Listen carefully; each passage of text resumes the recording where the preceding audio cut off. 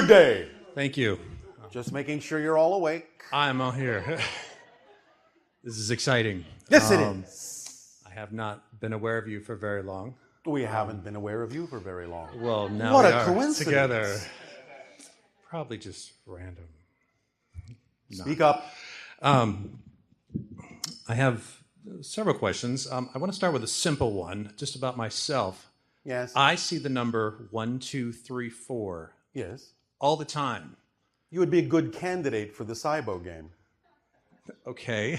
But the idea in general of these kinds of synchronous numbers that happen to many of you is that it's like a synchronicity marker telling you that you're on the right path, you're in the right frequency at that particular moment that you experience those numbers. It's like road signs that you use. Okay. Simple enough. Yes, it is. All right, something more complex. And you talked about this earlier with someone who spoke to you about when you talk about the parallel realities and all of them existing at the same time with past lives. And this is a new concept to me. Although all right. I can grasp it. So thank you for that. But Yes. I would like to get some more clarification. Yes. And I was told that, and clarify if I'm wrong, that after 2012 was when you were allowed to make contact with our species and offer this more clarity. Yes, before that there was a quarantine period. After that, it's not so much the idea of a quarantine as it is now in your hands to decide that you are actually ready. So nothing is now preventing us in terms of our own laws from making contact. It's now all being determined by the rate at which your people are actually truly ready for it. Gotcha. Okay. So in that, let's see if I can clarify this question. Yes. Because I'm trying to understand the concept that we weren't ready in the before in this linear time space that we perceive it as. Yes. But now we are, and yet No. it's all Now now. you're not. You are becoming ready. I'm simply saying our own laws no longer prevent the contact. It's now completely whether or not you get ready. You're not ready yet, otherwise open contact would be happening. But you're here. I am having this conversation, Sure. but that's not me landing my ship and getting out and staring you in the face. Do you understand? That's I a do. difference. And it's a difference in vibrational frequency. Very different in vibrational frequency. We are being filtered. Our consciousness is being filtered through a human on your planet, and you are experiencing right now no more than about 5 to 10% of our total energy. Therefore, if we were to stand in front of you in our total being, we could actually overwhelm your vibration to the point where you could go into blanking out or psychotic shock. Does that make sense? Yes. Perfect sense. So, when you accelerate your vibration and meet us more closely halfway, then true physical open contact can really begin. Okay. Excellent. This is fascinating. Yes, where we I'm think so. still and exciting, and where I'm still going with this Yes. is all happening right now, It right is. now, and in It the is. now. It is. But it hasn't happened yet. Correct, Yet, from a but that is still the time-space now. point of view. From the Okay. time-space point of view, it hasn't happened yet. Nevertheless, it all happens at once. And has So you are happened. shifting like a projector light through different frames, now picking the frames that then get projected on the screen to determine the movie you will experience. So all the frames exist of that movie, but you haven't necessarily run those through your projector from the space-time point of view yet. But all the frames exist. Okay, that I understand. All right. In a related question, and this has been explained to me, but I would like more clarification Yes. because in my limited human physical brain, I'm still trying to wrap my brain around some of this. That's all right. You It's used the exciting. analogy earlier, like most people when they walk into a room, switch on the light switch, they're not thinking about how that all works, the light comes Yes. on. I'm the guy who's thinking about that all the time. I That's drive my fine. car, I'm thinking about every moving part. So All right. just Is that fun for you? it is. I All enjoy it very much, and Thank I you. have a very profound grasp of the physical world All right. in that space, and I love it, and I Yes. enjoy it. So where I'm going at is, I am grasping where your entity is at. Yes. And compared to the life on this planet and where we're at, Yes. and I'm looking at the differential Yes. space, and I realize I'm creating this too. Yes.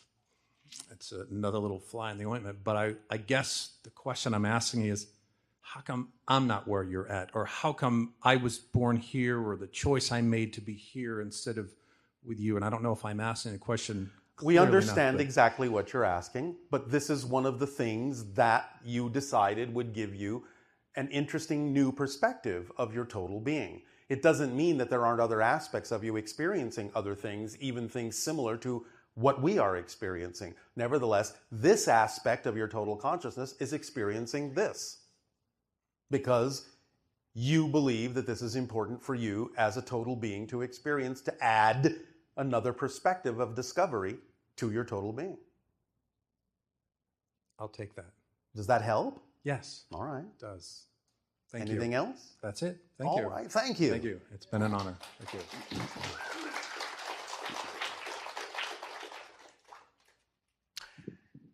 Before the next person speaks, let me complete this idea.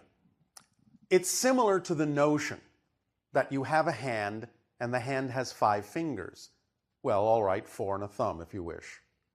The idea is you have created something that has all the 5 fingers at once because each finger is a different experience, even though they all trace back to the same hand.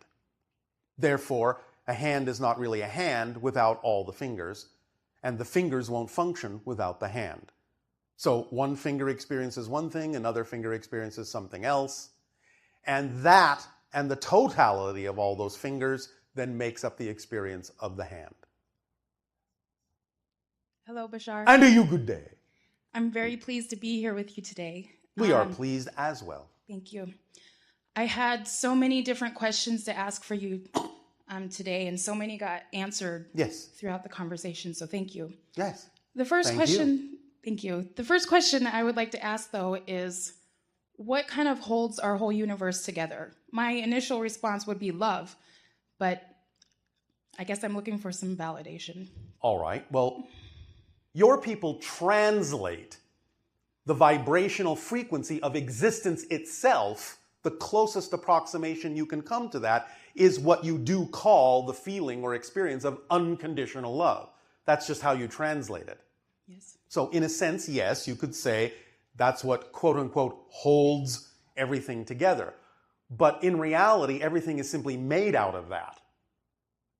Do you understand? Yes. That's what everything is made out of. That frequency, that vibrational consciousness is what everything is made of. That self-awareness is what everything is made out of. Yes. So it automatically holds together because it simply is one thing. It may express itself as a multitude of things, but the fact that it is one thing, quote unquote, is what holds it together. Does that make sense? It does. Thank All right. you. I wanted to ask about dreams. Yes. I have several incredibly vivid dreams that are always in the same templates or the same locations. All right. This can be representative of many different kinds of things, but continue.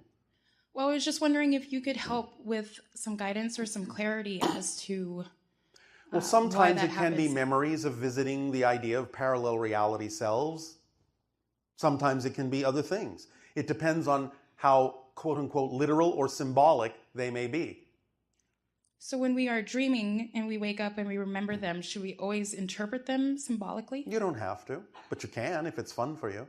Sometimes you can gain insight to yourself by doing so. Sometimes you can gain insight to things that you might be doing when you are no longer focused in physical reality.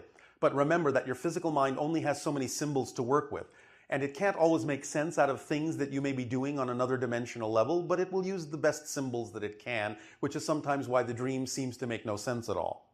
Yes. You understand? Yes. And sometimes dreams can simply be you reassessing your day and reinventing your template and your blueprint for what you wish to experience next. And sometimes it can actually be some sort of symbolic memory of a real experience you had in another dimensional realm. And many things in between. You have to take them one by one and understand what they are. Okay. Is this of any help to you? Yes. All right. Yes. And? I'm looking forward to dreaming more. I had two other questions for you. You understand you're dreaming right now, yes? Yes. Yes. In fact, Yes. I'm constantly looking at my reality and saying to myself that this is not real. Well, Or it's that real it's- as an experience, but it's not real as a solid reality. It's a projection of your consciousness. And paradoxically, since we're talking about the idea of dreaming, by going to sleep physically is actually when you wake up into more of yourself. And when you wake up physically, that's actually when you're going to sleep. Because you're narrowing your focus of your total self down to a physical reality dream. But when you go to sleep, you expand your focus and very often expand beyond the borders of the physical experience and thus become more of yourself. Make sense? That does so make sense. learning to become lucid in the physical dream is what this transformational age is all about. And sometimes it can help you become lucid in the physical dream by learning to become lucid in your dream state. And vice versa. I see. Does this help? It does help. All right. My last question has to do with an experience in my childhood. Yes. I really feel If, in fact, that was your it childhood. was my childhood. Yes, But I have we'll go with changed. that for the moment, for the sake of continuity. I had an experience when I was about 6, and it felt like it really changed the whole theme of my existence here in this lifetime. From what to what? I'm not even quite sure. I just feel that a lot of my belief systems all stem to that one experience. All right. And come so, from that. what have you done with that? I have. Are you following your excitement?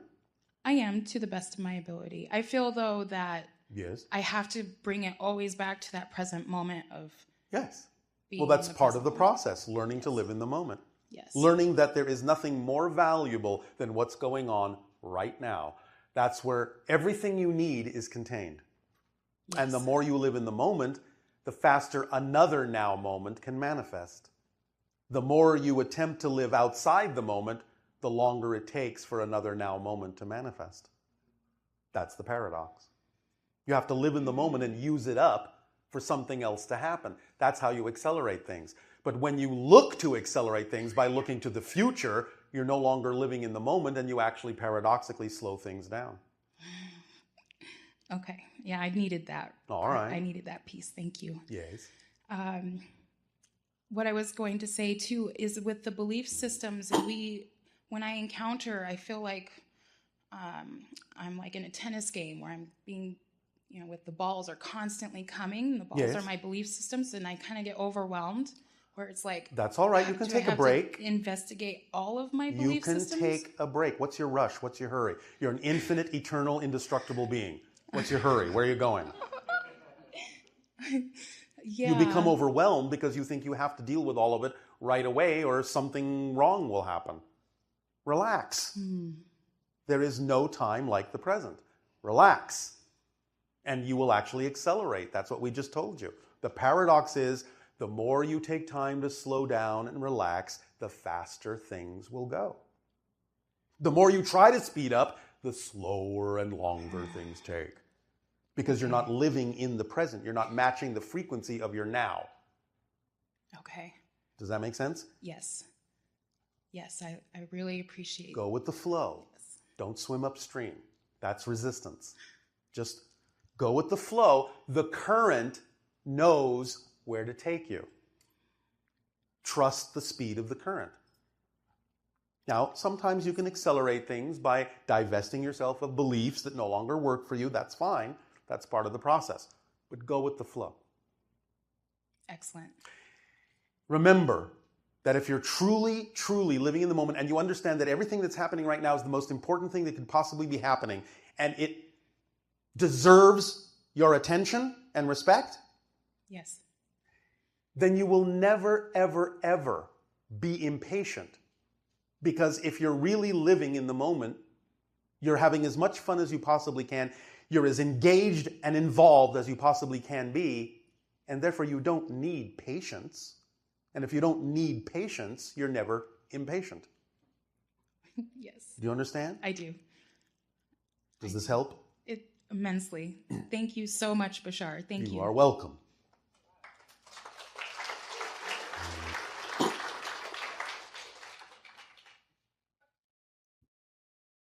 Hi. And to you, good day. Yay! So my first question is about coffee. Coffee. Yes, the drink. All right. What about it?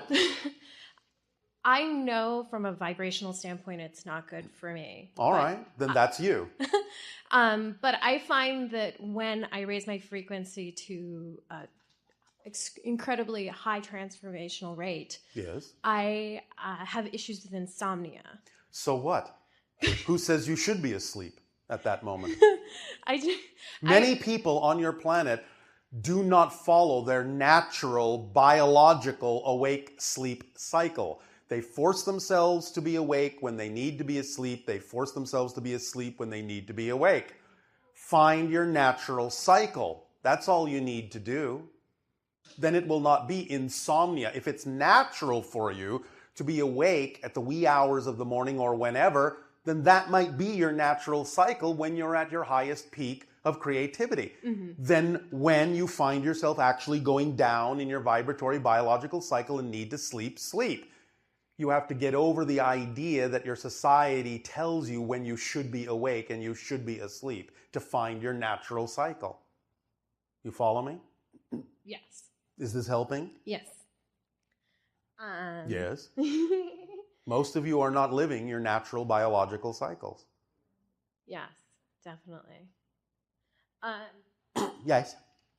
So my second question is about moldavite crystals. Can you Yes. expand on those a little Permission more? slips, like anything.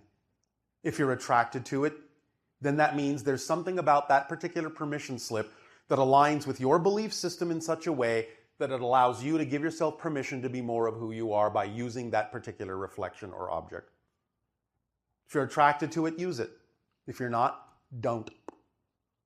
Simple enough. All things, all objects, all rituals, all techniques, all tools are permission slips. Use them if you're attracted to them. Don't use them if you're not. That's all they're there for. To reflect to you an alignment in your belief system wherein you are willing to say, I'm willing to change my beliefs and allow something to happen I didn't believe was possible by using this thing. But you're the one doing it anyway. You're the ultimate permission slip. But you can use those reflections as helpers to put you in touch with what you believe is true. So if that's what attracts you, by all means. Cool. Yes? Yes. So one more question. I wanted to ask about a relationship, Yes. a soulmate of mine, that I have a tendency to go through. You have a what? I have a tendency. You have a what? I go through. You choose? I choose to go through many Thank you. times. Tendencies mean, I can't help it.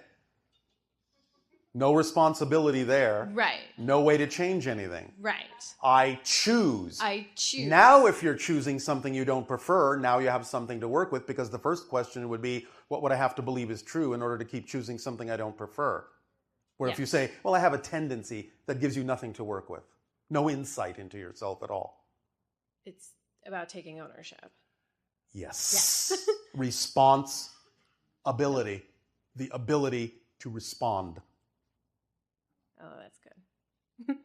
So what is the thing that you choose? So the thing that I choose Yes. is that, going almost back to the coffee question, I ramp up my energy to such a degree that this counterpart to the relationship comes in, Yes. and it has a tendency. It has a what?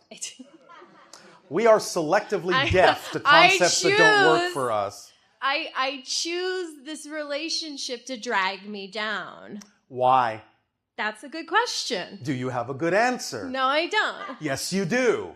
You're just not paying attention to it. Yes. Remember what we talked about when we talk about the motivational mechanism within all of you? This is an absolute given.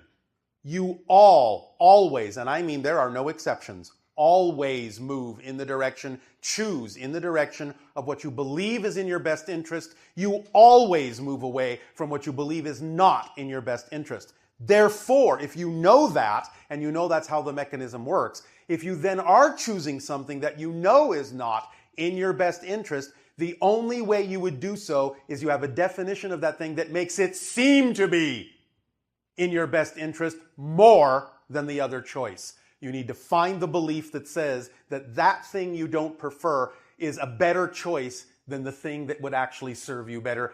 Find that belief and let it go. And then the motivational mechanism will flip around the other way, and you will only choose the things that are actually to your benefit instead of attaching beliefs to the things that are not to your benefit that make it seem to be to your benefit.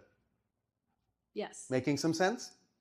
So, in saying that you are choosing to do something in a relationship where you feel dragged down, why do you choose that? What beliefs do you have about yourself that you would attract that experience? That I don't deserve to be at the energy level that brings that experience in. Do you really buy that? I buy the concept That you might believe that. I might believe that. What do correct. you get out of believing that? That you don't deserve that? I get the approval of the people who are my parents and the people All right. who think I'm different. All right. So, in other words, you're willing to go for approval instead of actually honoring yourself and thus honoring them by being yourself. Yes.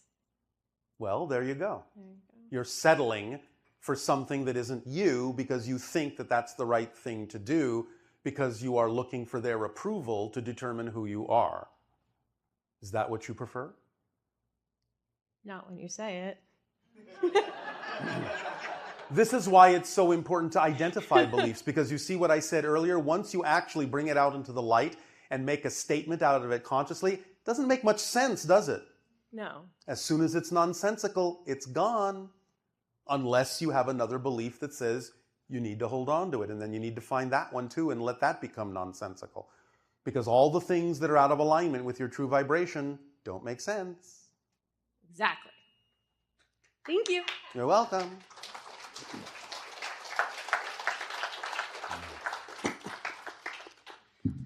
Hello, Tadea. Nani?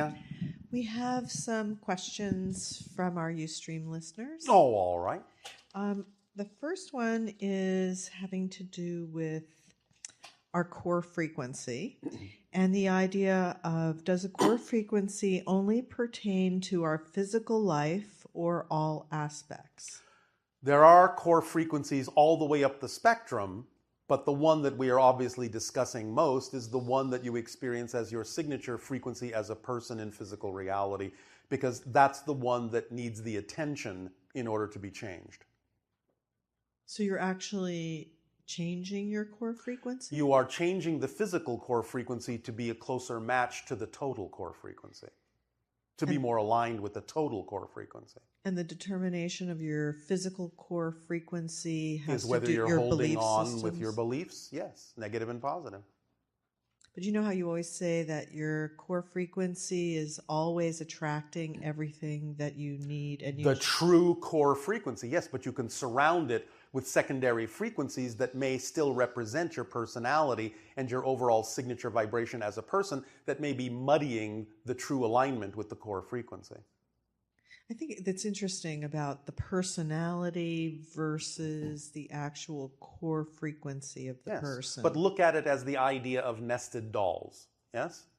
You have a particular frequency, but you can wrap it like an onion with many different layers, and you can kind of filter it in a variety of ways. So the idea is to allow all those different things to be as clear, as transparent as they can, so the true core frequency shines through on all levels. Okay, and let's see, they said, what if we have a low core frequency? Can we change it? You just answered that. Yes. And how can we experience the highest joy with a low core frequency? Start small. Do something that contains even just a tiny, tiny, tiny bit more excitement than anything else. Do it to the best of your ability. Do it with no insistence on an outcome, and then do it again. And then do it again, and then do it again until it grows and becomes bigger and bigger and bigger steps, bigger and bigger and bigger opportunities that will allow your excitement to expand. But you will always be capable of doing something if you are willing to. And is it really necessary on a daily basis to sort of monitor your state of being and determine if you're in a negative state and change it. And No. just It's not always necessary, but you may find that from time to time it will be valuable to do so. But I mean, like for people who want contact and they want their frequency to be up over 200,000 cycles per second. Act on your and- highest excitement to the best of your ability with no insistence on the outcome. That's the formula. It's not going to change. But the formula is going to bring up all the beliefs that you have. Exactly, which gives you an opportunity to let them go and add their energy to the excitement, which expands your vibration and raises it higher and higher and higher until you pass the 200,000 cycle per second frequency. Right. So if you're going through your day and you Yes. notice that you get upset about something Yes. or all that, then that's an opportunity to practice Yes. shifting your frequency to a higher level Yes. so that it becomes second nature, First nature.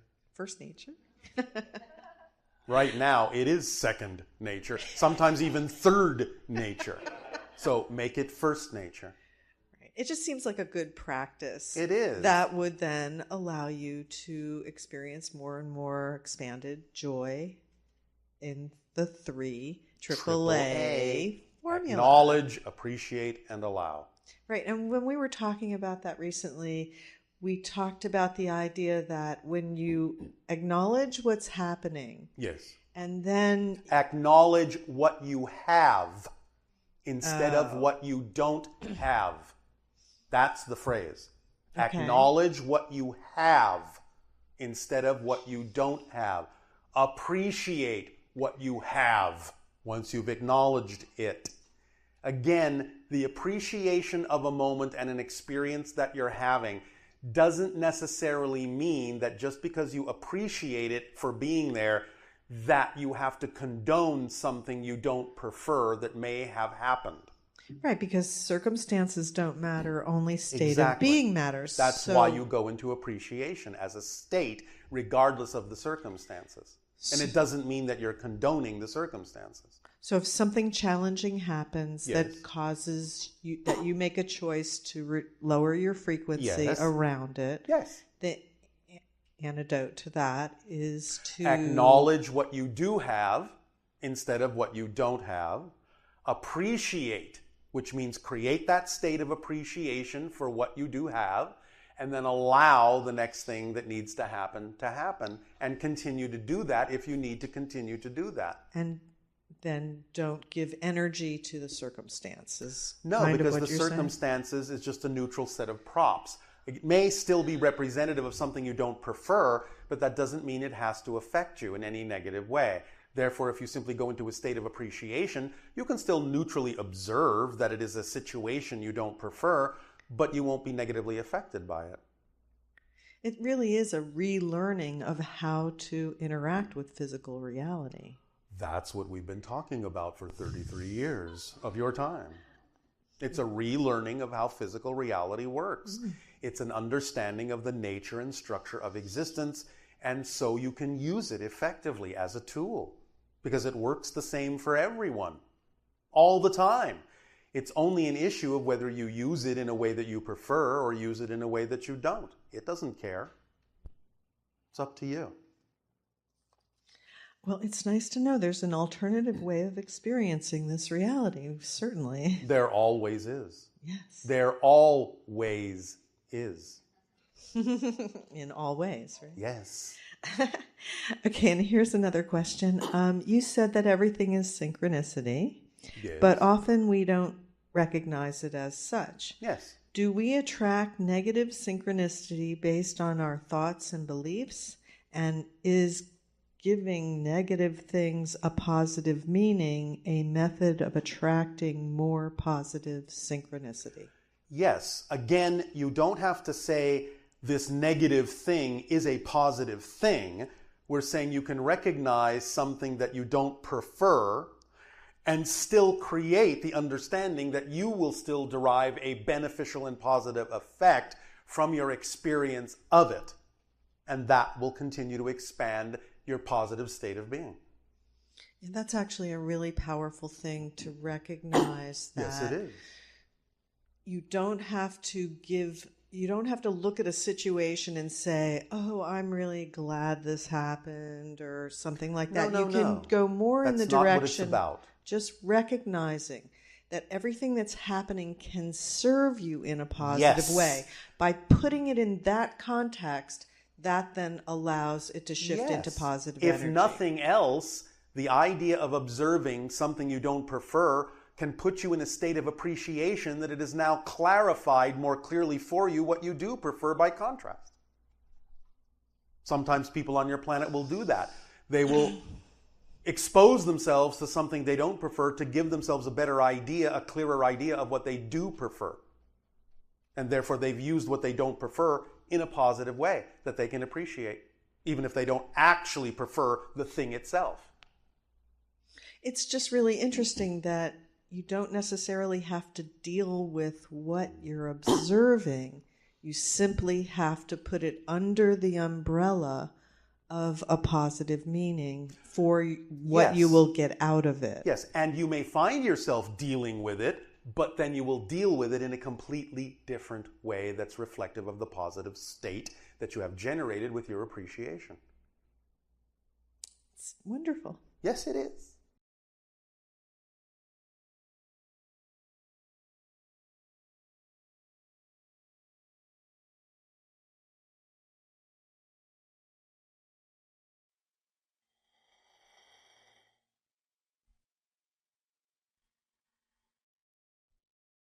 A little say good day to you this day of your time. How are you all?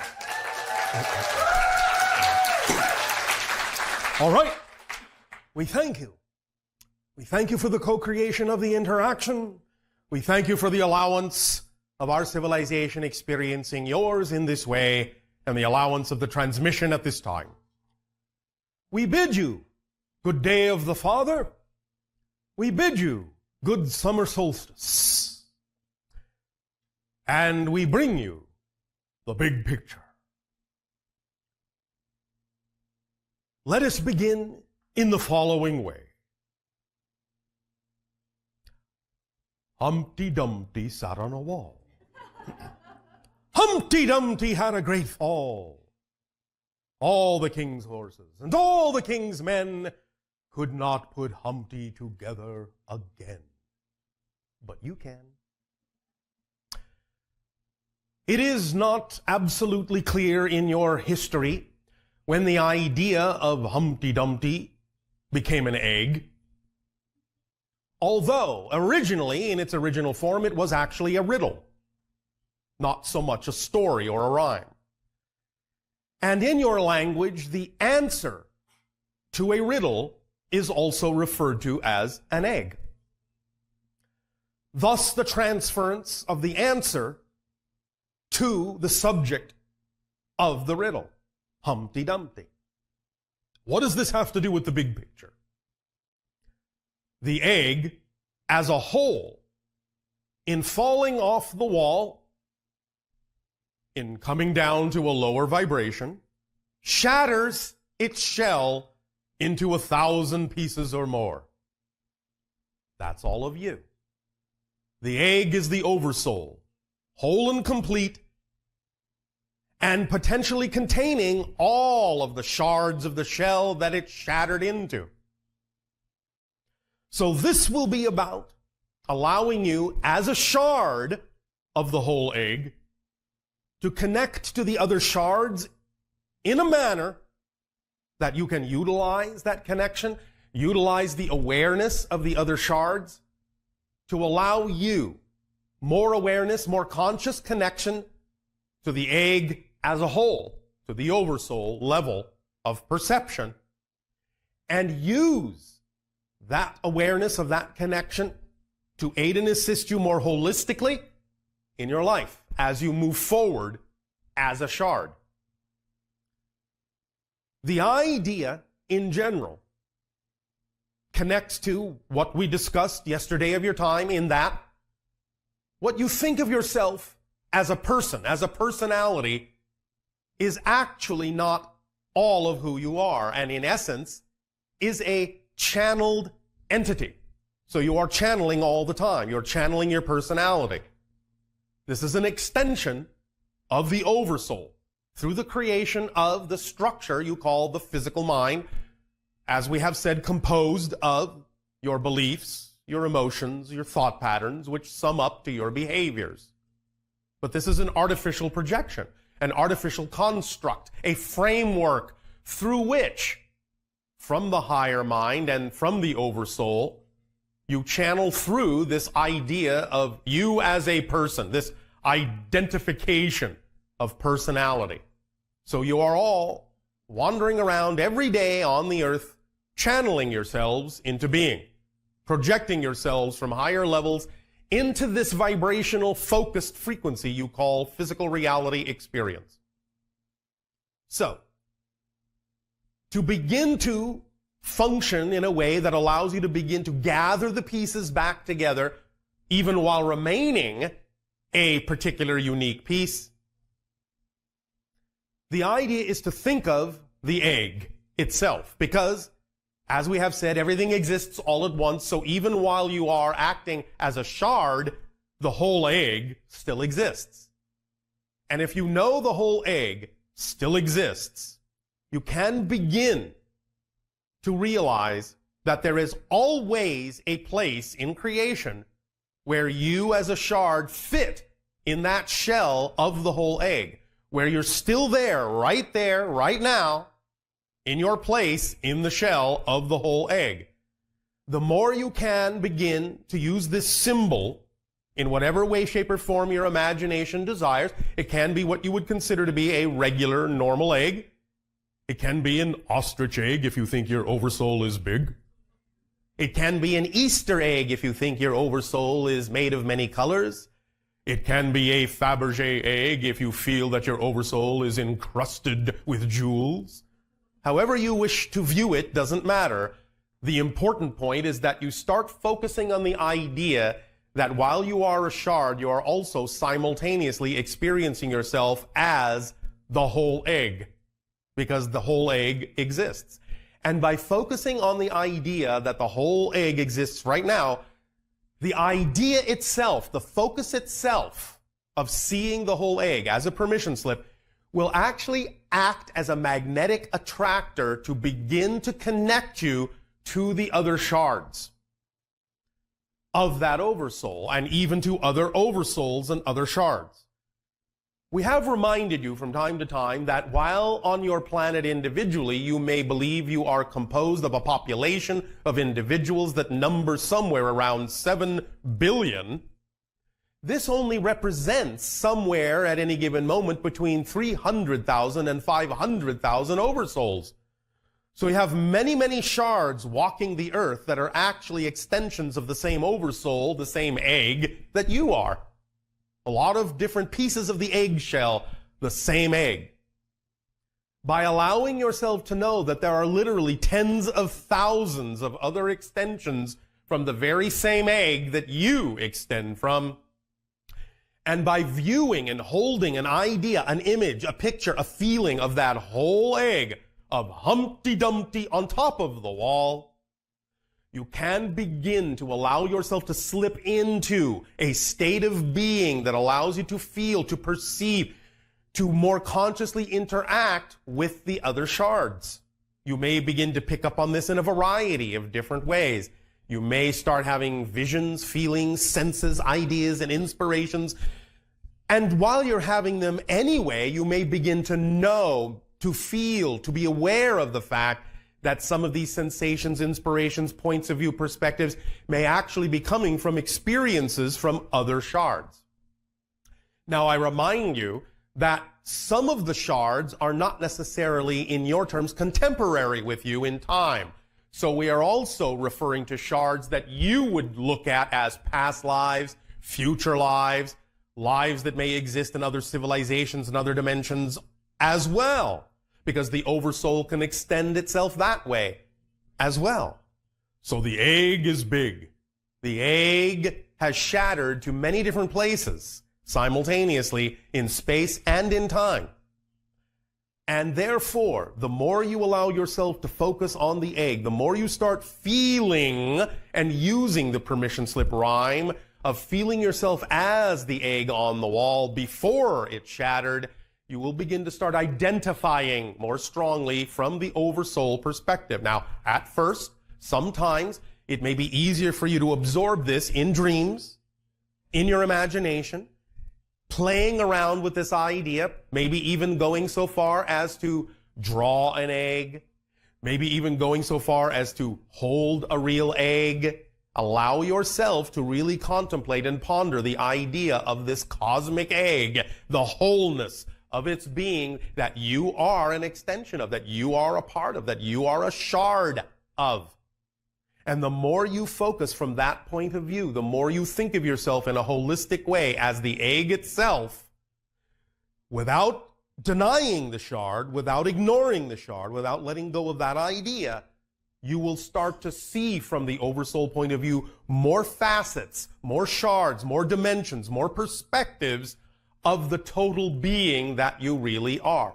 And within that, this includes perspectives of the higher mind. It includes perspectives of the soul, the individuated soul, and also the perspective of the oversoul, which by its very definition experiences all the shards simultaneously. Now, you may not necessarily always achieve the simultaneity of vision of the oversoul in its complete form, but you can access it more and more and more in whatever way is relevant for any particular moment in your life where you actually need to see from that perspective, where it is important for you to see and experience your reality from that perspective.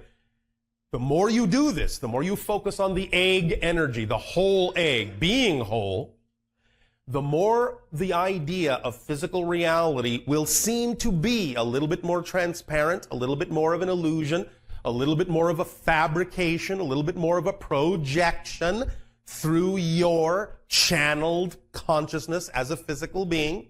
The more you will realize that it is a continuation, an extension of you channeling your personality. It will be like you think of yourself as the prism through which the white light comes and diversifies into the beautiful colored spectrum. But you will understand that that spectrum is your physical reality. It's projecting through you as you create this channeled entity you call your persona. The more you see yourself from the egg point of view, the holistic point of view, the more this will happen. So these will be the natural symptoms of beginning to see yourself and relate to yourself as the egg, the cosmic egg, the oversoul egg, in whatever way, shape, or form your imagination so desires. So, Humpty Dumpty sat on a wall. Humpty Dumpty had a great fall. This just means, again, that the oversoul has projected itself down into the frequency where it can experience itself as a collection of perspectives, a collection of shards of the shell, as we say. And thus, the idea of the fall doesn't have to be seen or viewed or experienced in any negative way, but simply the idea of having two different reflections, the yin and the yang, the idea of the wholeness and the idea of the all, the idea of the one and the all being the same, but simply being different perspectives. Now, all the king's horses and all the king's men couldn't put Humpty back together again. This is simply a relation to the idea of the process itself that you've been going through of feeling disconnected, feeling lost, feeling that you are not necessarily connected to something greater, feeling like a small, diminutive, little being wandering through a large reality. But you are arriving now at the place where you can gather the shards back together in a way that gives you a practical experience of the wholeness, because it's not the king's horses and it's not the king's men that actually need to put the shards back together. It's the king. And as you become the kings and queens of your own reality, as you know that you are the sovereign of the experience you call your physical world, then you know you have the wherewithal, you have the vision, you have the perspective as the king and queen simultaneously to see how the shards fit back together, to put all those puzzle pieces in touch with one another, and to begin to see from that higher perspective of the egg on the wall to begin with. Does this make sense?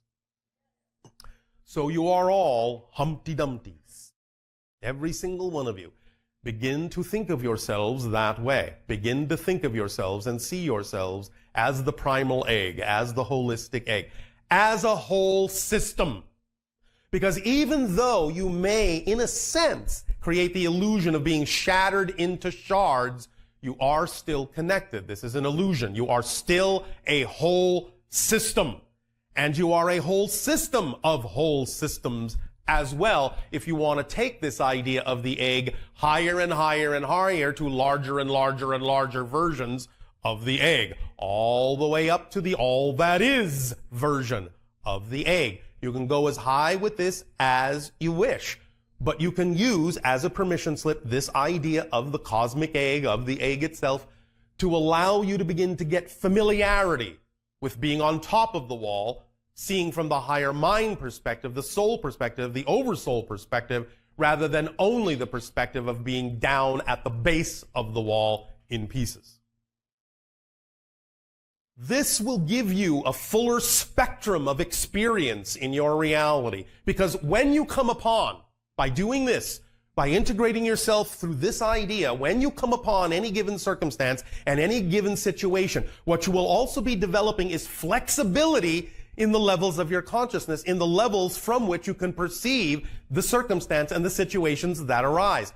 So when certain things happen, you will then begin to automatically shift to the appropriate level of perception required for you to extract a beneficial and positive experience from that circumstance. You'll become much more slippery up and down the scale of the levels of your consciousness, and won't only just be limited to seeing things from the physical mind point of view, but when necessary, you will automatically start jumping to the higher mind, jumping to the soul level, jumping to the oversoul level, and maybe even simultaneously going up and down where you need to create an entire picture, a holistic picture, so you can begin to see interdimensionally what all the things are that are represented by that circumstance and that situation, so you can extract as much from it as you possibly can in the way that you prefer to. But don't be alarmed if you find yourself jumping up and down like that, slipping up and down like that, for that also is one of the symptoms of expanding your consciousness from the holistic egg point of view. Does that make sense? All right. So, does it sound like fun? All right. Does it sound like it would allow you to have what you believe to be more facility with regard to your relationship to different circumstances and events in your life? Then it will. Because knowing that it will is the egg point of view. Because the egg is sitting on top of the wall and it can see farther. So knowing that this will be one of the symptoms, knowing that this will be one of the effects of seeing things from the egg and the oversoul point of view will allow you to begin to relate to this idea and allow you to use this idea with much more facility. It will become not second nature, but first nature to you in time. Because it is your nature. You are a holistic system. It does exist this way all at once, and you can begin to take advantage of it now in this day and age of transformation on your planet where things are beginning to break up and loosen up in terms of the limitations of physical reality. You are now beginning to change the rules of the game as to what physical reality is. You are altering the way that you can play it. You are altering the way that you can experience it. You are stretching beyond the limitations, stretching beyond the boundaries, and stretching beyond the borders that you have been taught were so solid in the past, so immutable, so unchangeable, so intransigent. But now you are gaining more freedom, more flexibility, more malleability to shapeshift and change your perspective of yourself and change who and what you channel your personality to be, because it will become more representative of this ability to slip up and down. You will start seeing and channeling your identity more like the idea of the higher mind, more like the idea of the individuated soul, more like the idea of the oversoul, more like Humpty Dumpty. So as you walk down the street, allow yourself to play with the idea that not only are you walking down the street at the base of the wall, but you are walking along the top of the wall simultaneously, mirroring yourself from a higher point of view, turning left, turning right, no matter which way you wish to go. There is the Humpty Dumpty egg following you along the top of the wall all the way through the labyrinth of physical reality. It's always there. You can always look up at it. It will always smile down at you. And you can always know that the egg is always there. The egg is always with you. You always are the egg as well as the shard. And that you are now the kings and queens of your own destinies, your own free will, your own physical experience. And you can mix and match and slip up and down and do whatever you need to do within your imaginations that works best for you, remaining in alignment with your truth, your integrity, your passion, your natural vibration. And it will always be there because it always is.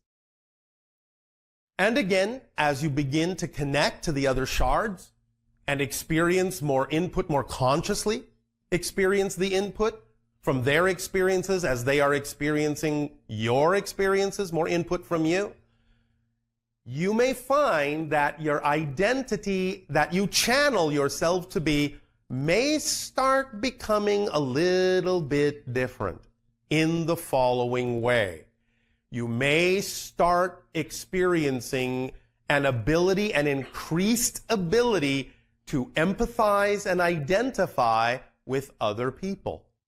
You may start really being capable of seeing things more clearly through their eyes, walking in their shoes, understanding more quickly and telepathically their perspective, and gaining a deeper understanding of each other in a very profound way that will allow the communication between the different shards to function in a more holistic way, ultimately to the point where very little will need to be said at all for you to have a very deep understanding of the people that you meet from the get-go just by looking in each other's eyes. This will be the beginning. This egg permission slip can be one way that allows for the beginning of the true experience of telepathy on your planet in a much stronger, much more profound way, when you all know you are looking at another shard of the same egg you came from. And as you gather yourself together in this way, you may start even in your personality exhibiting the traits of other shards, exhibiting the traits of other people, learning how to be more chameleon-like and allow yourself to be more reflective of the idea so that you can immediately identify with each other, immediately start operating on a similar wavelength and know each other's thoughts and feelings and understand each other's perspectives much, much more rapidly. You will start, in a sense, without losing your identity, you will start melting back into each other, gathering the shards back together, connecting the cracks back together, sealing the cracks back together, and start functioning together as a whole egg while retaining your individual expression of your perspective of the egg, which is what makes you unique. This is how we function on our world, knowing that we are all one, but we are also unique individuals, and that's why we function through synchronicity primarily. This is the driving engine of our reality. This is the driving engine of our society, is that we go with the flow of the synchronicity that is guided by the holistic aspect of our oneness, while at the same time knowing that the synchronicity will allow us the fullest possible expression of our individuality within that wholeness. And this is one of the processes, one of the permission slips, one of the perspectives that can begin to send you in a more rapid and accelerated way down that path, or if you wish, up that path. So allow yourselves to take advantage of the egg, for the egg is here for you. You are Humpty Dumpty, and you now can find yourself back on top of the wall, which is where you exist to begin with anyway. So, the next time you wake up and have breakfast, ponder that egg and see yourself in that golden yolk, and know that the yolk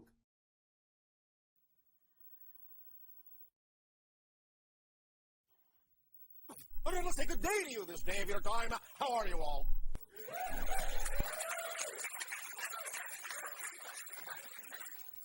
All right. Good morning, class.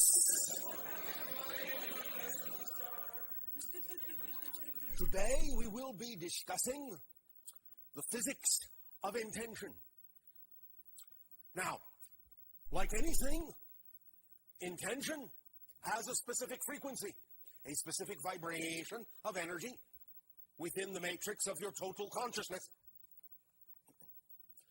This exchange of information, this transmission, will focus on the idea of allowing you to generate stronger sense of that vibration within yourself, to propel you forward, and specifically in the direction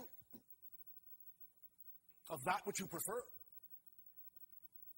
Being a vibration of energy, being a particular frequency, what we are engaged in today in this conversation is about the idea of purifying, more precisely, your ability to recognize that vibration, that frequency, so that you can bring to bear and to magnify and amplify that energy in all your endeavors as you move forward in life, and allow yourself more clarity, more vividness with regard to that which you prefer, regard to that which represents your dream, with regard to being more truly your natural self. Let us begin with the idea of creating a scenario in your imagination.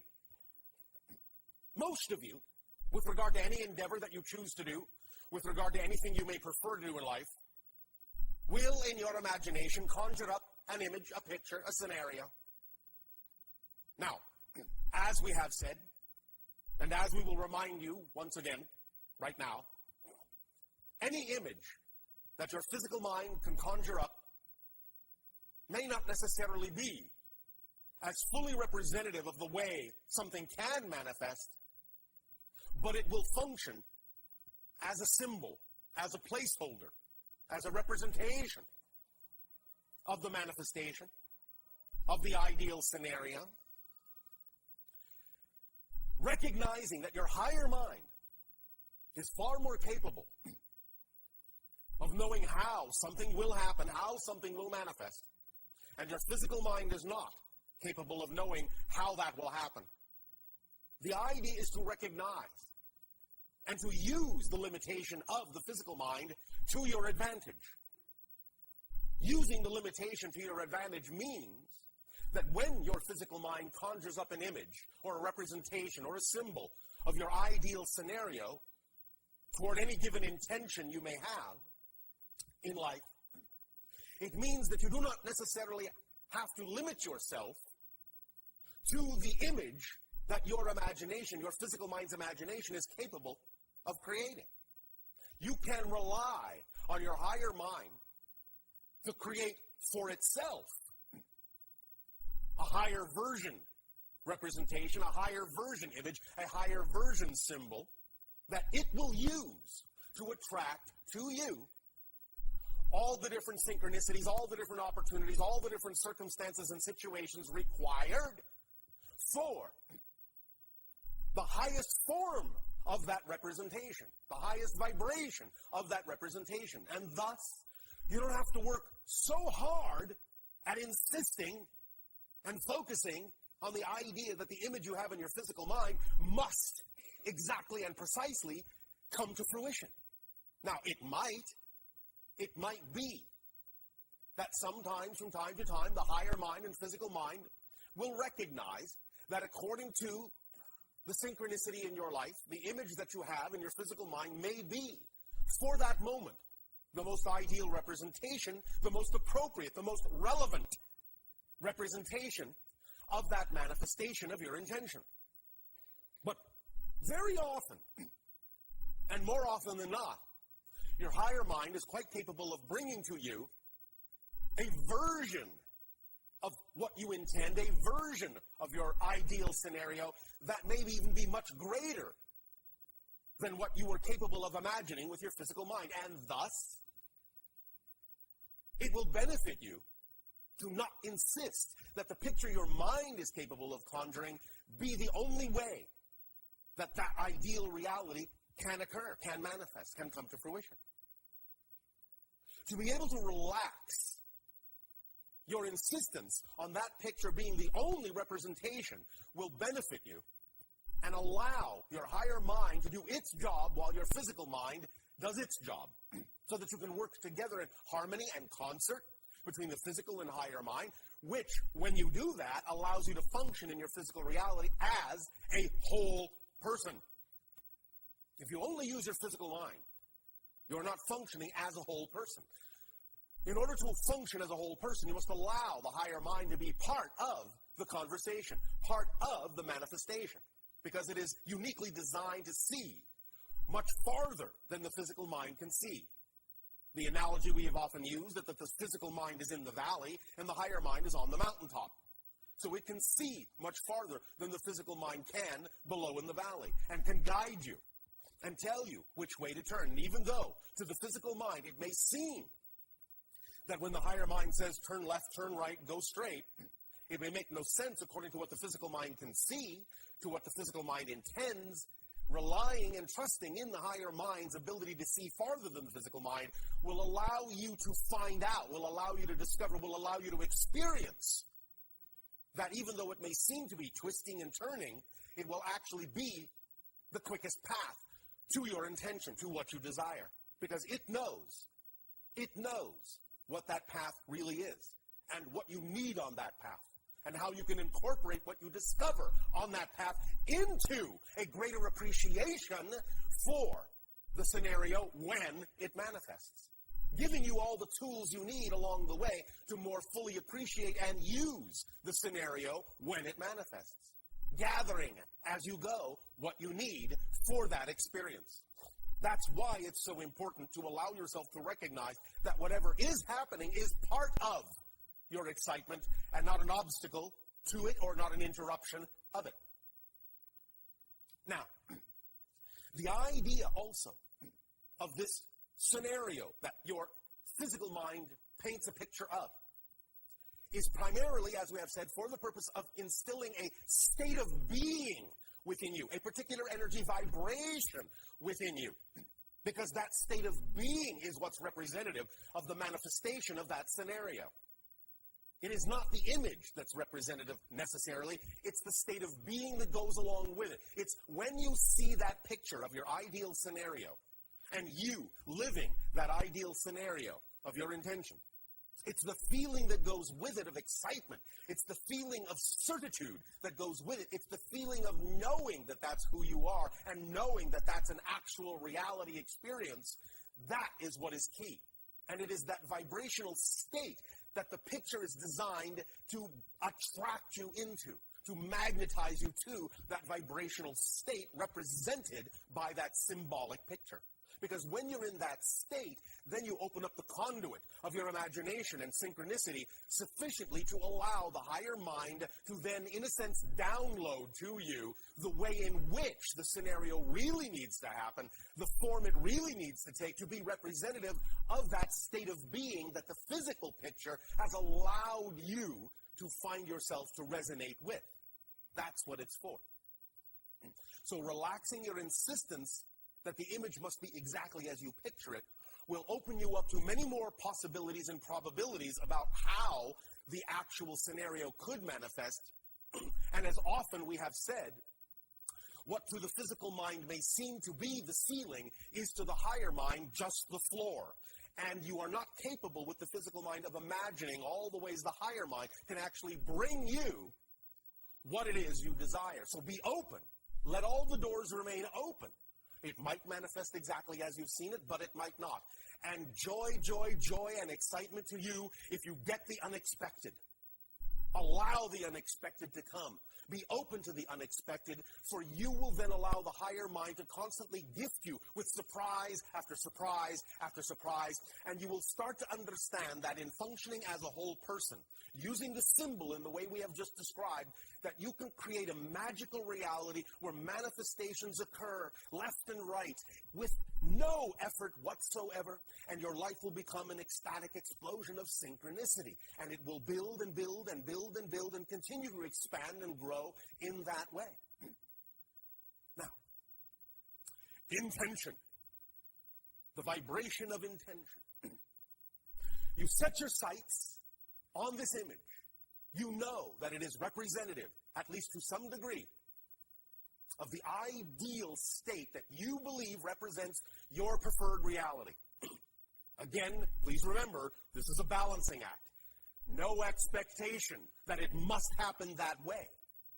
The only expectation in a sense, or expectancy in a sense, that works in this context is simply the absolute knowledge that this vibration is your true vibration.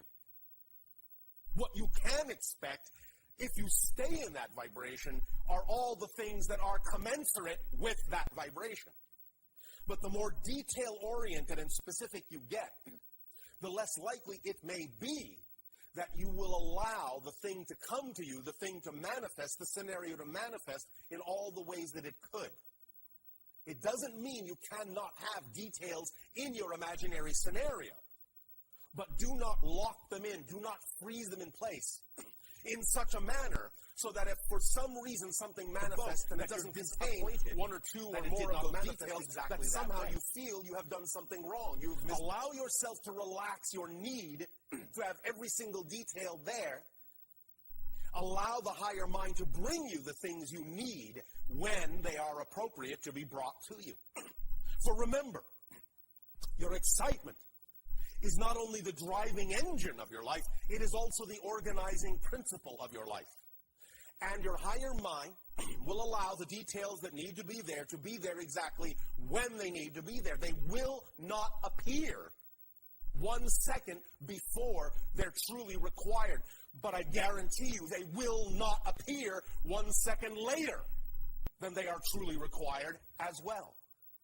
So allow yourself to let go of your insistence on time and allow yourself to fall gently into a sense of timing, that everything works in perfect timing, and when things need to be there, they will. And if they're not there, they don't need to be there now. Trust that more and more. Trust your higher mind more and more. Allow your physical mind to work with it in harmony more and more. And you will start to function as a whole person, and thus then as a whole person, you'll be able to experience the wholeness of your life instead of just pieces at a time, scattered and disconnected. Wondering, leaving your physical mind, wondering, how do I gather all these things together and fit them together and make them work? You don't have to make them work. They already work. You just have to allow them to work. Remember, the idea of intention is that you are putting, in a sense, a commitment in this energy, a commitment to be yourself, a full commitment. This is what intention really is. It's the vibration of the full commitment to be your true self. We have, from time to time, talked about the idea of the chakra system of your body, and we have labeled the idea of the solar plexus chakra as the chakra of intention. You all know, we assume, that when you really find yourself keying into something and getting excited about something, you feel that excitement right in the pit of your stomach, right in the solar plexus. That vibration that gets you, shall we say, to allow your juices to flow. That certainty, that certitude, that knowingness that this is right for you. Now, yes, filtering that energy through negative belief systems is called anxiety, and that's why you also get that in the pit of your stomach, what you call butterflies in the stomach. But that's the chakra of intention. And when it manifests itself as anxiety in the pit of your stomach, It tells you that you're activating your energy of intention, but that you're filtering it through negative beliefs, fearful beliefs. But when you allow yourself to know that that's the vibration, the activation vibration, the activation emotion, energy motion, in the intention, in the chakra of intention, in that center in your body, then you can allow it to manifest as that scintillating excitement that you feel, as a child feels when it is about to do something exciting, when it knows that something exciting is on its way. It's the feeling that you get, to use your cultural iconography, when you know it's about to be Christmas morning. And you just can't wait to open that present. Or Hanukkah. Or any other belief system that you may have, like birthdays that involve the idea of giving presents. Intention is connected to the idea of knowing that you are about to open a present which will reveal more of yourself. Now, the idea also has been described as seeing a beam of light stabbing out from the chakra of intention, from the solar plexus, a searchlight, a spotlight that clearly illuminates that image, that visualization of your ideal scenario, no matter what it may be, no matter what the context. If you allow yourself now to imagine, and any time you wish to do this is up to you, the idea, at least a portion of an ideal scenario where you see yourself, it is important. It is important to see a version of yourself in that scenario. Not just a point of view of it, but actually see a version of you in that scenario, like you're looking, in a sense, into a mirror. The idea then is to see what that version of you is doing in that scenario, how that version of you is behaving in that scenario. And regardless of whether that scenario exists, you know that that version of you would behave in a similar manner no matter what's going on in their reality. Once you have created the image of yourself in that scenario, allow that image of you to face you literally like you are looking into a mirror. But in looking into that mirror, you can see that all of the representations of the reality that that version of you is in are representations of that reality and not necessarily reflecting what's going on in this reality. You can see the difference between the two. The idea, therefore, is to really pay attention to how you are looking in that reality, how you are behaving. Look at your body language. Look at your attitude. Feel your attitude and how it's different, perhaps, than the attitude, body language, energy, or feelings you are having right now as you create that scenario. When you have in that picture your ideal scenario, whatever the best representation is that your imagination, your physical mind's imagination can conjure at that moment, allow yourself then to actually add this into the picture. That you actually see a beam of laser-like light going from your solar plexus to the solar plexus of the reflection in that reality. That you see this connection and you feel this connection and you feel it humming with power and intention. Feel that connection. Feel that cord, that unbreakable cord between you. You are now connected in this way to that vibration, and all the information you need,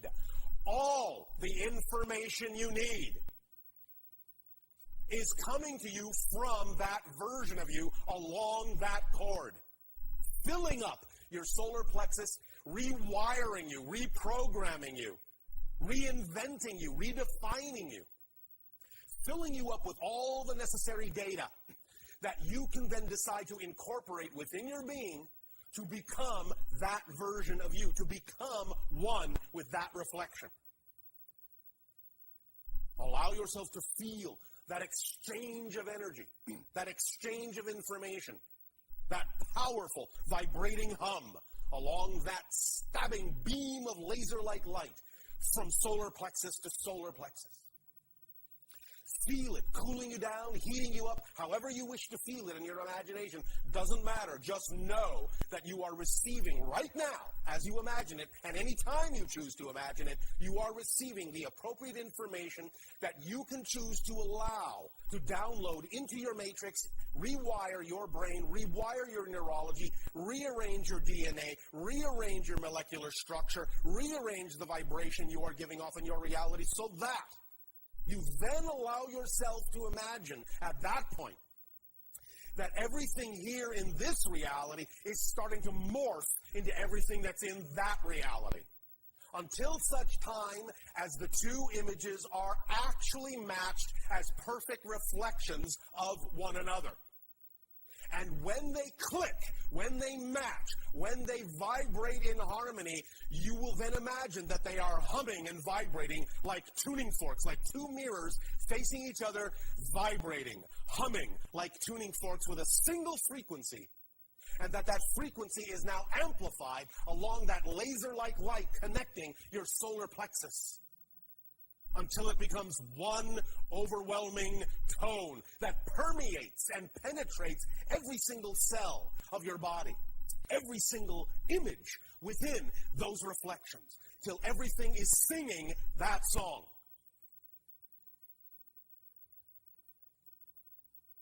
Take a deep breath in and sigh. All right. Now, let yourselves relax with that idea as we continue on with another aspect of the vibration and the physics of intention. Because as we said, a lot of this has to do with the absolute commitment to be your true self. What does that mean? I will tell you by analogy. Thank you. Imagine now that you are walking along. And there are, in a sense, however you wish to picture this, several islands connected by bridges. And you can see that another island is representative of this picture of your ideal scenario. And you see that you can now cross the bridge standing in now for this connection, this laser-like connection between the different solar plexi. The bridge is now something you can actually cross. Imagine it however you will. But allow yourself now to begin to cross that bridge. And as you walk across that bridge and arrive on the next landing pad or island or however you picture it, that is more representative of where you prefer to be, allow yourself suddenly in the middle of that island to allow any particular kind of challenge to come up. Now, this will be the opportunity for you, in a sense, to use the word loosely, to test yourself, to see if you really believe this is the true you. Because often what you will do is you will present yourself with something that appears to be not connected to the ideal scenario to see how you will respond to it or whether you will react negatively to it, which means you haven't really changed, which means you haven't really created that scenario. So very often in your reality, you will test yourself by presenting yourself with something that you used to define in an opposite way from your ideal scenario to see if you're still going to give it that definition or if you're now willing to put a more positive meaning to the very same scenario, which is actually the proof that you have changed. Not that something on the outside has changed. That's not the proof.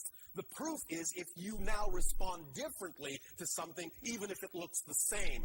That's what proves you have changed. So you will usually challenge yourself to see if you're now going to react the same old way and run back across the bridge to the old island, or whether you are going to know that this is where you belong, that this is a representation of your intention, and that you will stand and you will face this challenge and you will put a positive meaning into it because you know it must be part of your journey, because you know it must belong, because you know it wouldn't be there for no reason, because you know this comes from your higher mind telling you that this is what you need to face and this is what you need to integrate and this is what you need to understand in order to add this energy to your energy, in order to amplify and magnify magnified and allow yourself to become the beacon that is vibrating on the level that is more closely approximate to what you intend, to your ideal scenario, to your true preferred being. And if you know that, then what you will do is you will burn the bridge behind you so that you cannot retreat. You see, the principle here in this particular imagination scenario is simply this. When you really know what's true for you, when you really know what is really representative of what excites you the most, there are no other choices but that. People on your planet often ask us, well, how do I maintain this? How do I perpetuate this? If something is really representative of what you really prefer, there simply is no other choice. You simply choose nothing else. And by simply choosing nothing else, automatically you perpetuate. Automatically you maintain the thing that is representative of your choice because you simply don't choose any other way. You burn the bridge. You give yourself no other choice but to stay in that vibration and face the challenges that are inherent in that level, knowing that they are there to allow you to cross the next bridge. For without integrating that challenge, no other bridge will appear. This is the course of intention. Now, again, the idea is that all you really need to do at any given moment when you're acting to the best of your ability and your highest excitement is to ask yourself, if there's ever a question, ask yourself the simple question, would I rather be doing something else? If the answer is no, if this is the most exciting thing that you can think of doing, and you have the ability to take any action on it at all at that moment, and if there is nothing else you would rather be doing, if nothing else presents itself as more exciting, then that is the idea, that is the representation that you are creating and allowing there to be, at that moment, no other choice but that one. In other words, no other choice is really as representative of your commitment to be your true self than that one is at this moment. In the next moment, there may be another choice. After you have used up the choice you have made, after you have acted on it, after you have absorbed it, after you have allowed it to download into you in a manner that changes you so that you are ready, so that you are the new person ready for the next choice, and the next choice, and the next choice. But at every given moment, whatever it is you choose at that moment, then in that moment, there is no other choice. You have burned every other bridge. And if you continue to do that, to that degree of focus, to that degree of intention, and are willing to face those challenges in that manner, with that attitude, that energy, that body language, as the version of you in your image would do, and the more you become him or her, then the more you will see that your reality will flex and bend and mold itself to that intention. You will be creating, you'll be putting out with that laser-like light a specific frequency that eventually your reality will collapse onto. Until such time as the whole vibration of your entire reality is exactly that frequency, and nothing can happen that doesn't happen within that frequency from that point forward. There will be no soft focus, in a sense. There will be no opportunity for any other choice to be made, for any other frequency to come in, because you are not choosing anything else but what you know falls into the frequency of that laser-like light of intention coming from your solar plexus. That's your beacon. That's your searchlight. That's your lighthouse. That's your path. That's you. That frequency, and only that frequency, at any given moment, determine what that is. Act on your excitement fully, And know that by acting on it fully, the challenges that come up are not for the purpose of distracting you. They're not for the purpose of diverting you. They're for the purpose of allowing you to home in more clearly on what that frequency is. Because many times, the way your reality is laid out, you understand more clearly who you are by being given an example more clearly of who you are not. And by understanding how to use polarity in that way, you will more clearly define who you are. And by defining who you are, your intention becomes precise, your vibration becomes precise, and your reality becomes precisely attuned to that frequency of your intention and collapses onto it, and no other frequency thus then can make itself in any way, shape, or form manifest. Do you understand? All right. Does it sound like fun? All right. Are you willing to be that you? All right. Then in every thought, word, and deed, be that you. In every circumstance and situation, be that you. With all of your intentions, intend that you behave like that you, so that you are that version of you. Because there are an infinite number of parallel Earth realities. Infinite. Therefore, an infinite number of versions of you, each with its own specific frequency, each in a sense with its own specific program, its own specific series of experiences that are relevant to its frequency. Be the you prefer to be. Stay on that intentional frequency, on that intentional wavelength. Choose nothing else. Make a commitment to yourself to be yourself, whatever that means to you at any given moment. Allow yourself to change, because change is a constant, but change only in that direction of your preference in order to remain committed to being your true self. Do so without the expectation that any particular thing must happen in an insisting way. And be open to the idea of your higher mind bringing you gifts and surprises and the unexpected, so that you can have an ecstatic explosion of unexpected synchronicity as the mainstay of your life. Sound like fun? Yes. All right. Let it be so, because it is so. And this is how we live all the time. So can you. It's up to you. Choose. That's all you have to do. Choose to be who you know you are. Plain and simple. Make sense? Yes. All right. Take a deep breath in and sigh. Take another deep breath in and sigh. Take a deep breath in and hold it. Hold it. Hold it until you feel it building up in your solar plexus, in your lungs, until you can stand it no more. And then as you let it out, imagine that light bursting forth from your solar plexus now and connecting squarely with that version of you, vibrating in harmony like the tuning forks to that ideal scenario, and allow the vibration to go through that image and all the way up to your higher mind, so that your higher mind can receive it and say, thank you very much. I will return forthwith with the most idealized and expanded version of this vibration, so that it may go through the template reality and filter down into your physical reality and become crystallized and manifest around you. Now, let us talk about the manifestation idea as it is connected to this beam of intentional frequency.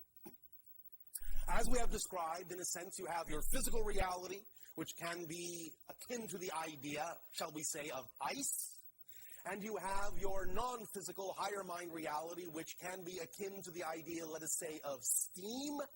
But in the middle, you have what we have called the template level reality, the border between the non-physical and the physical, which can be akin to water. The idea here is that in the template level reality is where, in a sense, you design your physical reality and allow your energy, in a sense, to melt your physical reality so it becomes fluid, And so that in that sense, the higher levels of steam can penetrate that water and heat it up and melt it so it becomes fluid. And thus then, as you impose upon it an idea, a vibration of intention that is representative of your true self, your commitment to be your true self, and your highest excitement and unconditional love for yourself, that energy plays out in that strata, in that border, in that template, in such a manner as to create new ripples, new patterns within that water. And when they are most representative of that vibration of your preference, when they are most aligned in harmonious attunement with that vibration of the tuning forks, with that vibration of the solar plexus, then you can imagine the idea once again crystallizing down into physical reality, to become ice again as the new reality, the new configuration. You can use these three levels in that way, going up and melting, casting off the steam to the higher self, coming back down, condensing into water in a new pattern, and crystallizing again as a new reality. Going up and melting, going into steam, coming back, condensing, going into water, new pattern, crystallizing, and coming back into the ice of the new reality. Go up and down as many times as you wish, as fast or slow as you wish, but you can also incorporate this idea and this image in order to use the template reality to allow yourself to understand that when you impose this imagination picture on it from the physical mind, and when you allow the higher mind to also impose its own imagination picture on this strata, the template level reality, the water, the border, the barrier between physical and non-physical, that every single thing, without exception, that you know you have imagined that is now in the template level reality, happens instantly. As soon as you imagine it, it's there in the template level reality. As soon as something exists in the template level reality, it always automatically crystallizes down into physical manifestation. You may not always see it right away because your vibration may not allow your senses to perceive it, but it is always, always, always right here, right now, crystallized with you. You don't have to go anywhere to get it. You don't have to attract it from somewhere else. It's right here, right now, manifest all around you, all within you, right here. The idea then from that point forward, knowing this, is to allow yourself to refine that vibration in the ways we have now just discussed, so that you can allow your senses to collapse to that frequency, and by collapsing your sensal vibrations to that frequency, you can then perceive what has already manifest. It's not about having to manifest it from scratch in that sense. All you're doing, once you've imagined it at all, and know that it is manifest around you, is you are refining and fine-tuning your senses so that you can experience what you have already manifested. Do you understand the difference? When you allow yourself to refine your senses in that way, the manifestation will begin to appear to you. You'll be able to interact with it. But that doesn't mean that at the moment of its appearance, it wasn't manifest before. It is already manifest all the time. You just need to learn how to see it, how to make it solid for yourself by shifting yourself to the frequency that the manifestation is on, that is representative of the ideal frequency, of the ideal reality. You just need to shift to that reality, and you will instantaneously, more and more, see it as it is already there. Make sense? All right. All these things now that we have discussed about the beginning of understanding the physics of intention, allow them to sink in at whatever rate you are comfortable with. Use them however you will as permission slips, but know that this is all about energy, and it is all about a commitment to be your true self. That's what intention is. Give yourself no other choice but to be who you know you are. It's your choice to have. It's up to you. We would strongly suggest it, but it's up to you. Take a deep breath in and let it out. Take a deep breath in and let it out. And take a deep breath in and let it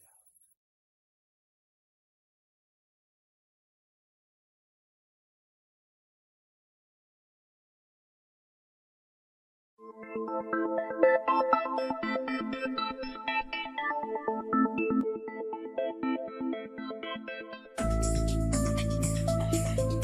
All of my great Essesani grandsons.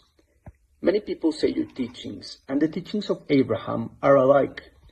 However, I seem to find many differences. For example, they say that whatever you think and feel is what you attract. However, you say the beliefs are what generate thoughts and feelings, and therefore create a reality, one level above thought.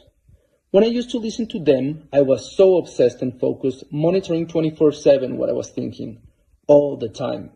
And if a negative thought came to my mind, I was like, cancel, freaking out. However, you taught us that not only can we observe them neutrally, here and there, when they come, but that we have to, in order to face our fears and transform them and integrate them. You cannot transform what you do not own, as you say. And also, I was driving one day on a highway while listening to them, and I had a car crash. Nothing happened to me, thankfully. It was just the side of my car. But I was like, this shouldn't have happened while I'm listening to them, supposedly vibrating this high.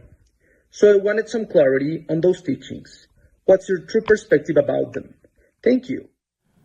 Different teachers have different ways of reaching different people with the translation of the words that come into your reality.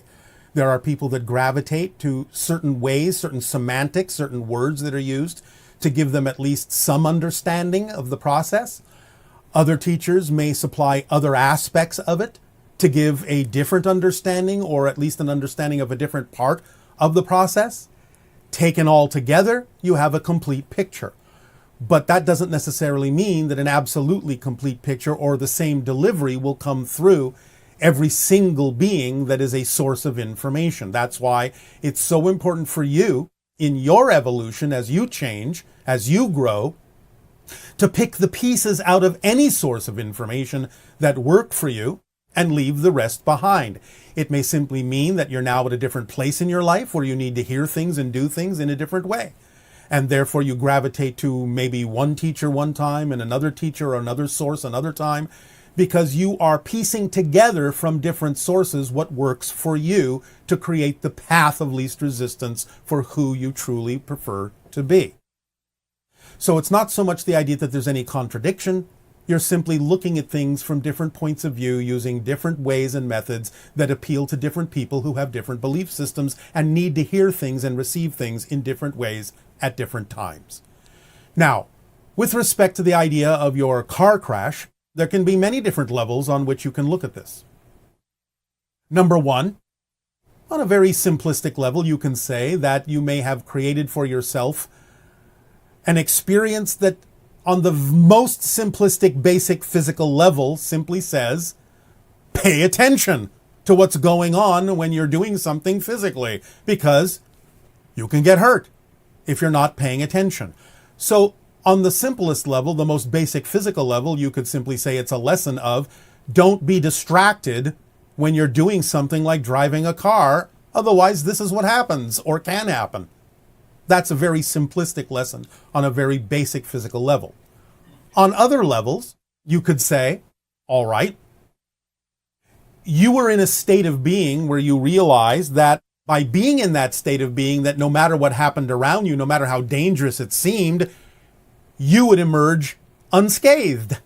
And therefore, being on that level, in some sense, allowed you to experience a different reality than what you allowed the car to experience, proving to you that physical reality, in some sense, can be circumvented. And so that could be part of the lesson as well. So there can be many levels to this idea, but it is not always wise to assume that just because you believe you're on a certain level that certain physical things can't happen, because again, please remember, the basic concept is it's not about what happens, it's about what you do with what happens that shows what level you're on, what vibrational state you're in. So the idea is not that a car crash shouldn't have happened because I was on a high vibrational state.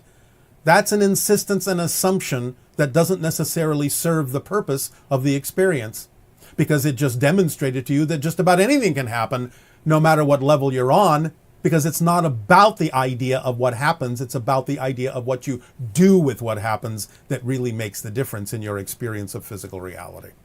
So all these different things can come into play. It can be one or more or all of them, and it's up to you to determine what other lessons you can learn from having had that experience.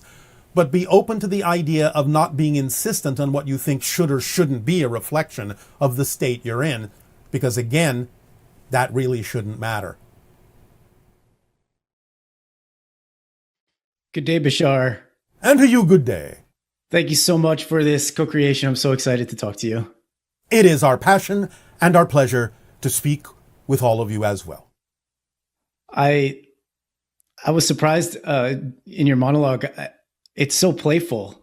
Yeah. The suggestion, and also, you acknowledge that some people might be afraid to go in that way, but this playful way of approaching it, that must help us loosen. That must help us. That's the idea, yes. And I also, when I was a child, was very terrified of. I don't know why. I had an inexplicable fear of, yes, alien contact. Well, that's because as children, when many of these contacts actually start happening in your lives, you have never been taught that such a thing is actually going on in your reality, and therefore you haven't been given the tools in order to handle it, and so you feel that when you are shifted to the different realities that are representative of these different beings you're interacting with, you feel out of control. Your physical mind doesn't understand what's going on because it doesn't have the tools to deal with it. And therefore, you feel out of control, and even to the point of going into survival mode, because the physical personality feels that when being shifted from the typical reality you're used to a different frequency of reality, it feels like you are being annihilated, that you're dying, and so you go into panic mode. So the idea of what we deliver to all of you are the tools necessary to incorporate within your understanding of how reality works, how these encounters are occurring, and give you the ability to calm yourselves and realize that from a higher level you made a choice to participate in this, whether you remember it or not, and thus you can operate within it more consciously, with more awareness, on your own terms, and experience something quite fascinating and joyful and creative and constructive as you remember more and more your willingness to participate in the evolution of the Earth toward becoming the sixth hybrid race. But when you say the evolution of the Earth, yes, you're also you're kind of describing our, because we're in our own reality, right? Each of us is in our own reality. Yes, so, but you have a shared, agreed upon experience that you call your reality timeline. Right. Got it. And so, I mean, now I'm really excited for this to take place. I can't believe, I'm so excited that it's even possible in my lifetime, potentially. Yes, it is. And my physical mind looks out there at the world and things it thinks it's noticing, and thinks to itself, oh my God, we have to go so far between now and 2023 to be really prepared to have a first of all, don't gauge that by everything you see. Remember that you are capable still of looking at people making choices that represent other realities other than the one you're actually in. Just because you can see them doesn't mean you're in the same reality. Yeah, the glass wall effect. Exactly. So don't necessarily include everyone that you see having to be at that point. It is sufficient that those that are ready at that point to begin to experience the first stages of open contact will be at a point where they're prepared to do so. Okay. So is there a way to discern if something I'm seeing is actually relevant for me to kind of address, or it's just something behind the glass wall? I guess my highest excitement will take care of that. Following the formula will allow you better and clearer discernment about what is relevant for you and what is not, yes. Of course, everything in a sense that you see is relevant. It just might be relevant in a different way. So, in other words, it can be even as simple as seeing something you would say is not really relevant for your path doesn't mean that it's not relevant for you to use in the way that works for you. For example, seeing someone making choices that you don't prefer can add greater clarity to the choices that you do prefer. So even though the things they're choosing aren't directly relevant for you, the fact that you're capable of seeing someone choosing something you don't prefer is relevant because it provides greater background and clarity for you about what it is, by contrast, that you do prefer. So that's how to use what isn't relevant directly in an indirect way that is relevant for you. And I guess also, if I see someone making a choice and it kind of triggers me emotionally, like maybe fear comes up, Yes. and that's also an opportunity to look at what beliefs are. Absolutely, and therefore relevant for you on that context as well. Got it. And when I'm doing that, I try to look at my beliefs, go through the emotions to find the beliefs is kind of the way it seems to work for me. Yes. And but sometimes there are certain beliefs that just keep reappearing. And I know that you've All right. I know that you've mentioned that sometimes there can be belief systems and Yes. other beliefs reinforce the other ones, but certain beliefs like I'm wrong, or I shouldn't exist. I know those don't make physical sense because it's arguing with life, as you've eloquently put it, but somehow they stay sticky. And I'm just wondering if there's anything else you can help us with. Or Well, all right. Well, again, the idea being that you may need to investigate more deeply what it is you're getting out of holding on to those things. Because that's the only reason they would keep reoccurring, is there must be a belief that says there is some advantage to this, some advantage to remembering this or recreating this idea. Now, it can be as simple as you saying, well, I do have a belief that if I don't keep reminding myself, I might forget and then fall into a regimen that I don't prefer. So in that sense, you might be using it for a positive reminder to keep you on track. Now, if you continue to believe you need that reminder, then it will constantly be there reminding you to always be aware that you could choose to go this way, but because of the fact that it keeps cropping up, you will never go that way. You don't have to keep doing it that way, but that may be one reason why you would keep repeating an awareness of something you don't prefer, because you might be using it as a guidance system to make sure you actually never choose that direction. Okay. Does that make sense? Yeah, that makes sense. I think so. So I'm not saying that is the reason.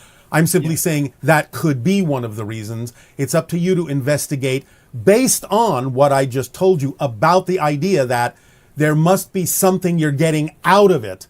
Yeah. That you believe serves you. Whether it actually does or not isn't the issue. There must be something you believe you're getting out of it that serves you. And the more you investigate it from that perspective, the sooner you will understand why you might keep repeating that cycle. I'm trying to ask my question that question now. And actually what comes is this belief that it's keeping me small so I'm not seen.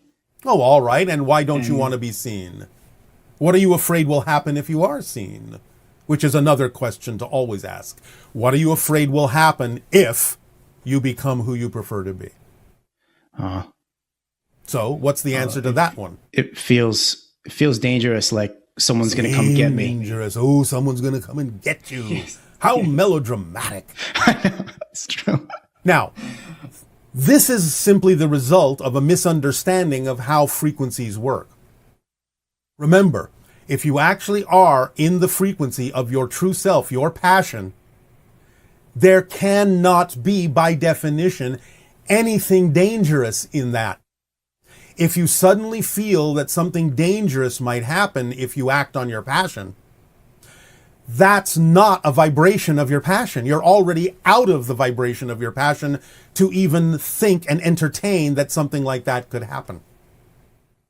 I see. So the belief, the resistant belief has already kicked in. Yes, because you are conflating and contradicting the idea of the definition of passion with a contradictory vibration of something dangerous happening to you, which, if you understand the pure definition of your true self, knows that that's not possible.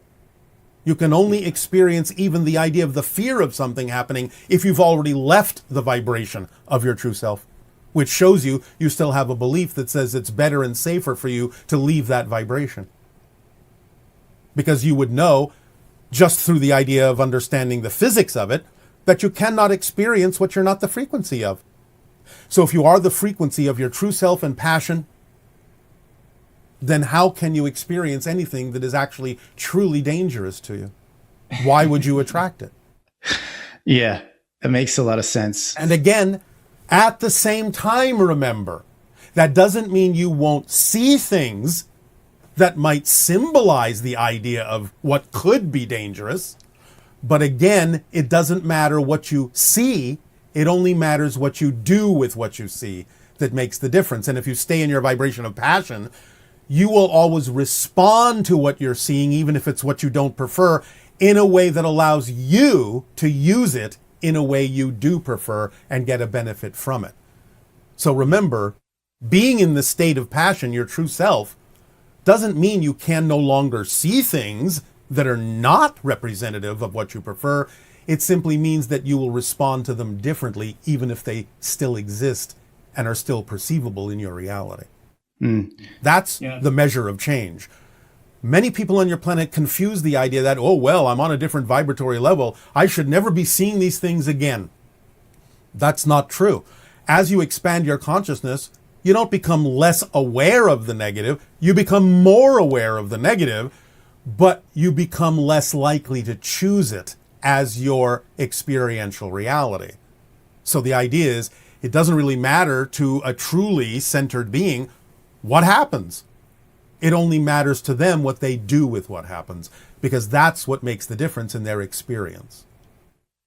Yeah, that makes a lot of sense. And I know. That's why I said it. Yeah, thank you. It's so interesting that the more we expand, actually, the more aware we become of negative choices. Well, of course, because the idea of positive and negative and the center point permeates all of existence. Therefore, as you expand your awareness of more and more and more of existence beyond the physical, you're going to learn about more of the positive and more of the negative,